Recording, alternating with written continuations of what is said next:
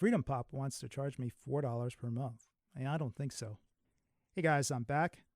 Today I want to talk about FreedomPop. So FreedomPop is a freemium Wi-Fi calling and cellular service. Recently, I got an email from them. I got a couple of emails from them saying that they were going to start charging me $4 a month if I didn't upgrade my account. Now, back 3-4 years ago, I made a number of videos on this service. There was a lot of interest in it because, well, it was free. You could get free unlimited calling and you could get free cellular data. Now, the way it worked is you installed an app on your phone, and then that app had a phone dialer in it. You were essentially making phone calls over your data connection, so over Wi-Fi or over cellular data. With their app, you could make free calls on Wi-Fi. It also supported text messages as well. If you bought a SIM kit from them, you'd get a certain amount of free data as well, cellular data. And then there were some options where you could earn more data by watching ads or getting other people to sign up.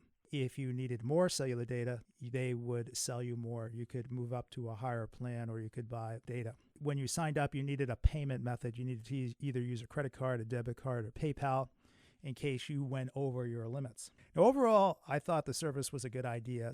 A lot of times it's good to have a second phone number. If you're on a very tight budget, it's nice to have free calling. You could use that for calling. Money's really tight. All you need is the phone, put the SIM in the phone, and, well, you do need Wi-Fi as well. Now, on the downside is you really needed to manage it when you signed up.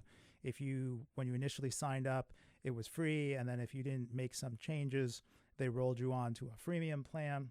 I didn't really like that part too much, but you could set it and roll it back to free. I used the service for a while. I made a number of videos about it. There was a lot of details that people needed to understand. For example, you couldn't use iMessage with the service with the phone number they gave you. The phone number that they gave you wasn't a mobile phone number. It was a voice over IP or VoIP phone number. So a number of services that wanted your phone number, like iMessage, wouldn't recognize it as a mobile number and you couldn't use it that way. Now, after a couple months, after I made the videos, I kept the SIMs in some of the phones that I had, but I really didn't need the service, and they kept deactivating it when I didn't use it. So I'd log back in every month or so and reactivate it, and eventually I just lost track of it. I've lost track of the SIMs. I don't even know where the SIMs are. Now, fast forward to a month ago, beginning of April, I got an email saying they're going to start charging me $4 a month. I haven't used the service in years. I'm like, I don't think you're going to charge me $4 a month. But anyway, in this email, they say you need to order an updated SIM and change your account over to the new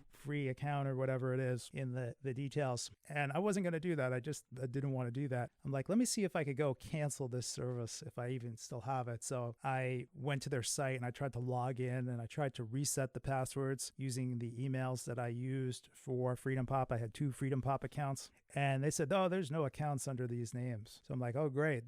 They're saying they're going to charge me $4 a month. They're sending me email, but there's not even any accounts for me there anymore. So the question is, was this just a mistake that they sent me these emails, or were they just trying to trick me into signing up again, or just maybe a less than honest way to get me to sign up for FreedomPop again? A lot of people would say, oh, they're trying to trick you, but they're sending you an email saying to sign up for the free service.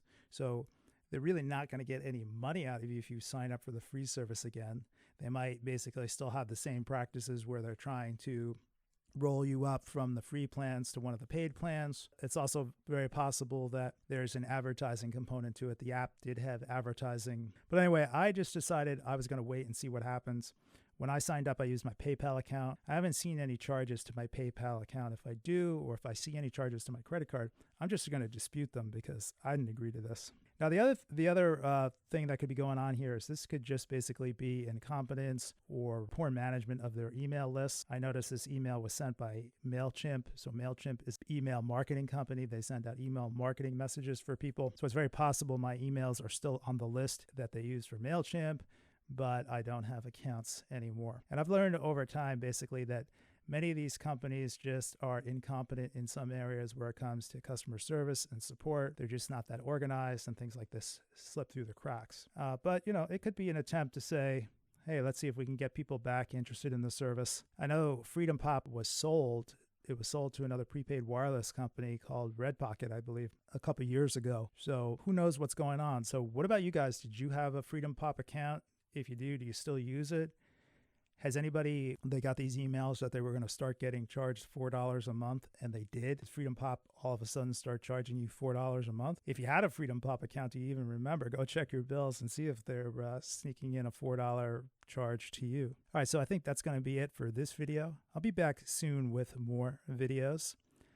It's time to take a look around and see what's going on in the prepaid wireless market again. So I will talk to you next time.